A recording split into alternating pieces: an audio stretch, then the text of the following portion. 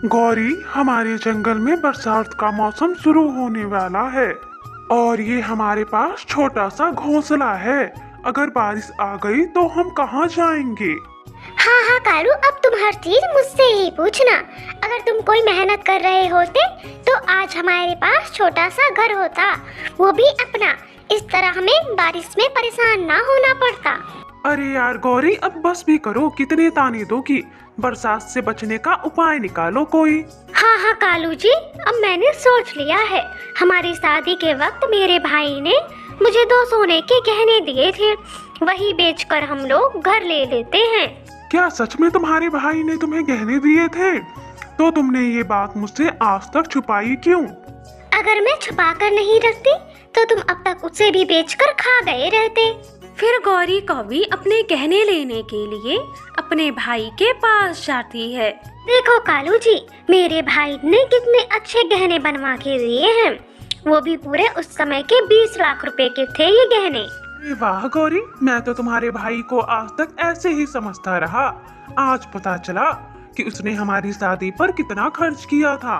फिर कालू गौरी वो गहने लेकर दुकान पर बेचने जाते हैं। अरे कालू गौरी, तुम दोनों को कोई गलतफहमी हुई है। ये सोने के जेवर नहीं हैं, ये तो पीतल के हैं, पीतल के। हाय रे गौरी, हम तो लुट गए। मैंने सोचा था इन गहनों से हमारा घर हो जाएगा। मैं भी सोचूं तुम्हारा भाई इतना खर्चा कैसे कर सकता है।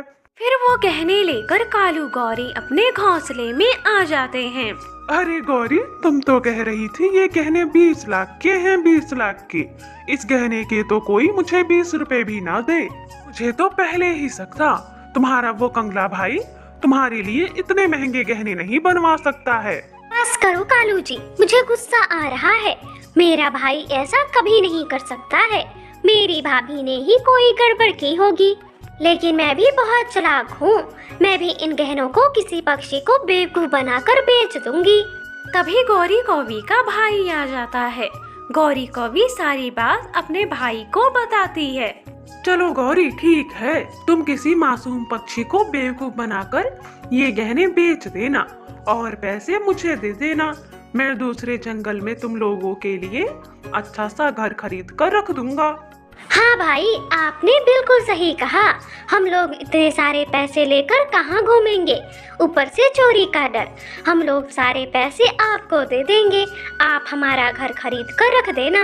फिर गौरी का भाई वापस चला जाता है। अरे गौरी, तुम पागल तो नहीं हो गई हो? सारे पैसे अपने भाई को क्यों दोगी? मुझे तो तुम्हारी भाभी पर शक है, कहीं वो कोई चालाकी ना करे। बस कालू जी, आप चुप रहो। ये मेरा और मेरे भाई का मामला है, इसमें आप कुछ ना बोलो तो ही अच्छा है। अगले दिन वो गहने लेकर रानो चिड़िया के पास जाते हैं। अरे वाह, इतने सुंदर गहने।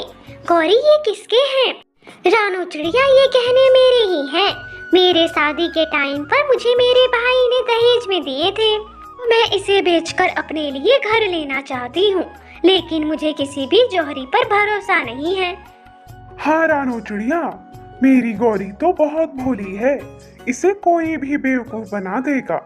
तुम तो अमीर चिड़िया हो, किसी अपनी पहचान के जौहरी से ये जेवर बिकवा दो। देखने में वो पीतल के गहने सोने के लग रहे थे।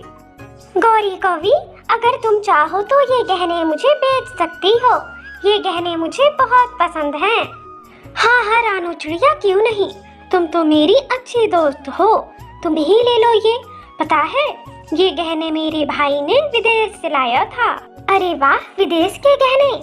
चलो चलो ठीक है, ये गहने तुम मुझे कल दे देना और 20 लाख ले जाना। इस तरह रानो चिड़िया उन लोगों के जाल में आ जाती है।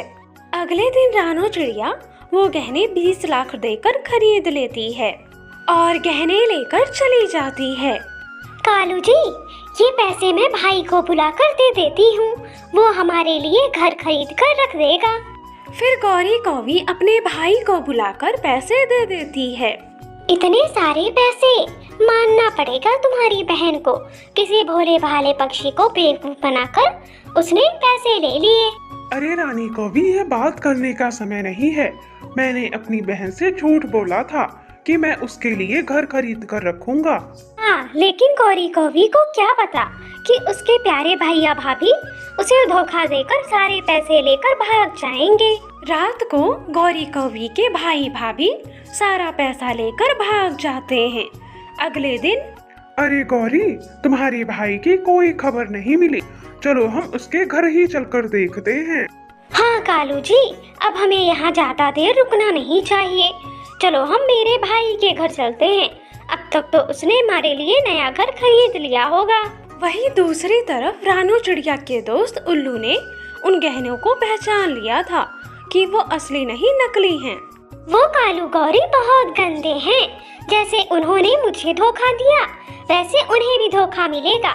मेरा श्राप लगेगा उनको। गौरी जब अपने भाई के घर जाती है तो उसका घर बंद था। भी गौरी कौवी को एक चिट्ठी दिखाई देती है और उसमें उसके भाई ने लिखा था, हाय गौरी, हम तो लुट गए, बर्बाद हो गए। तुम्हारे भाई ने हमें धोखा दे दिया।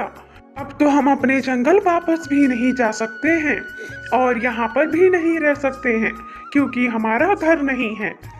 फिर कालू गौरी भटकते भटकते पहाड़ों की तरफ चले जाते हैं। गौरी, अब हमें यहीं पर घोंसला बनाकर रहना होगा।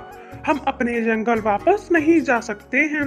अगर जाएंगे तो रानू चिड़िया हमें ढूंढकर तोते महाराज के हवाले कर देगी और हमें सजा मिलेगी। फिर कालू गौरी अपना घोंसला वहीं पर बना लेते हैं और रहने लगते हैं। अरे, वो किस पक्षी ने मेरे इलाके में घोंसला बना लिया? जरा देखूं तो मैं भी। फिर चील कालू गौरी के पास जाती है और उन्हें मारकर खाने लगती है। इस तरह कालू गौरी को अपने किए की सजा मिल जाती है। अगर हम किसी के साथ गलत करते हैं तो हमारे साथ भी गलत ही होता है।